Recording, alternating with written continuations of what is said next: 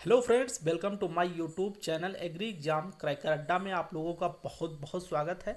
और फ्रेंड्स, जैसा कि आप देख ले रहे हैं, आज जो मेरा टॉपिक है ये है फसल एवं फसल का वर्गीकरण। इसके बाद लिखा है ऐसा वीडियो और कहीं नहीं मिलेगा। जी हाँ, ये दावे के साथ मैं कहता हूँ कि ऐसा वीडियो और किसी के चैनल पे नहीं बन मिलेगा। और ये ऐसा टॉपिक है जो कि चाहे जैसा कॉम्पिटिटिव एग्ज़ाम हो एग्रीकल्चर से संबंधित, उसमें ये ज़रूर पूछे जाते हैं।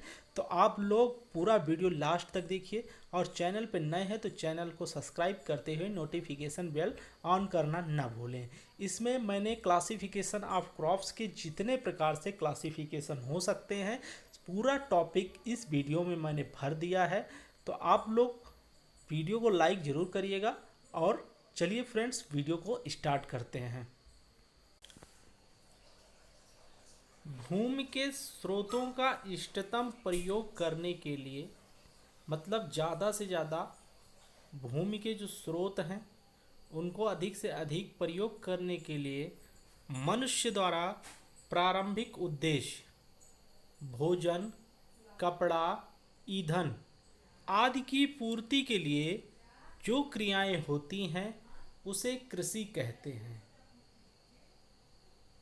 जैसे फसलोत्पादन एग्रोनॉमी, फलोत्पादन, पशुपालन आदि। एग्रीकल्चर शब्द की उत्पत्ति दो लैटिन शब्दों से हुई है। पहला है एग्रिक, का आशय है सॉइल या मिट्टी, और कल्चरा का आशय है कल्टीवेशन यानी जुताई। इस तरह से cultivation of soil is called agriculture. Clear? बहुत ही महत्वपूर्ण टॉपिक है एग्रीकल्चर का। ये सबसे बेसिक जनरल नॉलेज है, इसे जानना बहुत ही ज़रूरी है कि क्या, कैसे, कहाँ से, एग्रीकल्चर का मतलब क्या होता है। ये आप लोगों को समझ में आ गया होगा। अब हम बताएंगे आपको भारत का प्रमुख फसलों का वर्गीकरण कई प्रकार से किया जा सकता है, जिसमें प्रमुख आधार निम्नलिखित हैं। कौन कौन से आधार हैं वो जान लेंगे आप लोग, बहुत ही अच्छा रहेगा आप लोगों के लिए। पहला है ऋतुओं के आधार पर वर्गीकरण, क्लासिफिकेशन अकॉर्डिंग टू सीजन। पहला जो है वो है खरीफ की फसलें। इस वर्ग की फसलों को बोते समय अधिक तापक्रम तथा आर्द्रता व काटते समय शुष्क वातावरण की आवश्यकता होती है। उत्तर भारत में इसको जून जुलाई में बोते हैं, जैसे धान, मक्का, ज्वार, बाजरा,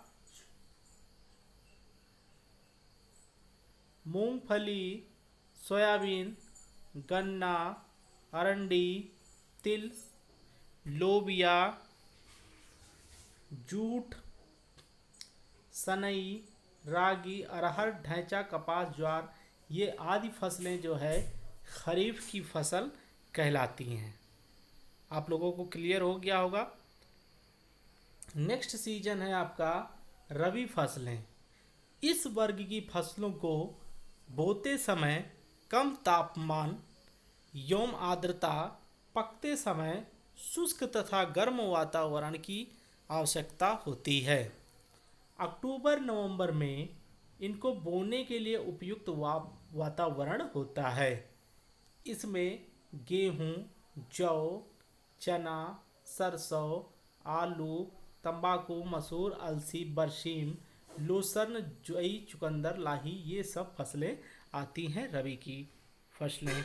इसके बाद नेक्स्ट सीजन है आप जायद की फसलें। इस वर्ग की फसलों को अधिक तापक्रम तथा कम आर्द्रता को सहने की क्षमता होती है। ये फसलें मुख्यतः मार्च अप्रैल में बोई जाती हैं, जैसे ककड़ी, तरबूज, खरबूज, खीरा, मूंग आदि। ये सब फसल जायद की हो गई। तो ऋतु के आधार पर तीन, खरीफ की फसलें, रबी की फसलें और जायद की फसलें। अब हम बात करेंगे पौधों के जीवन चक्र के आधार पर वर्गीकरण, classification according to plant life cycle. पहला है एक वर्षीय एनुअल्स। इस वर्ग के पौधे अपना जीवन चक्र उगने से लेकर पकने तक एक वर्ष में पूरा कर लेते हैं। उदाहरण धान, गेहूं, चना, जौ, सोयाबीन, मक्का, ज्वार, मूंग आदि जो है ये एक वर्षीय फसल है। इसके बाद आपका आता है द्विवर्षीय फसल। इसमें क्या है, इस वर्ग के पौधे प्रथम वर्ष में अपनी वानस्पतिक वृद्धि करते हैं तथा दूसरे वर्ष में फूल और बीज उत्पन्न करते हैं। उदाहरण है जैसे चुकंदर, प्याज, लहसुन आदि, ये द्विवर्षीय फसल है।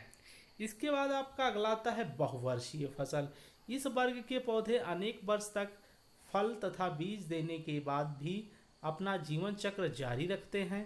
इस प्रकार के पौधे को बहुमुखी पौधे भी कहते हैं।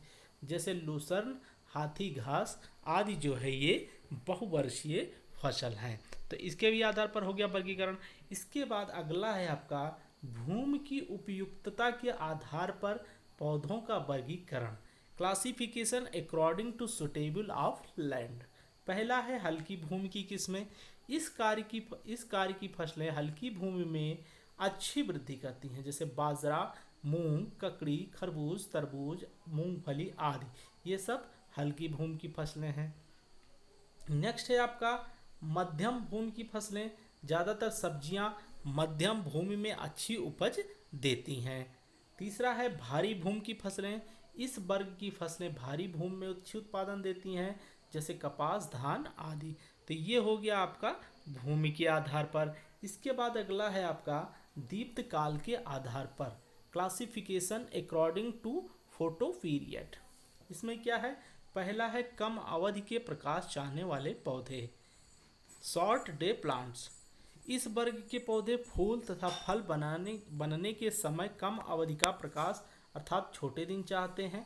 यदि इनको इच्छित प्रकाश से अधिक दिया जाए तो इनमें फूल फल न बनकर वानस्पतिक वृद्धि रहेगी, जैसे ज्वार, बाजरा, सोयाबीन आदि।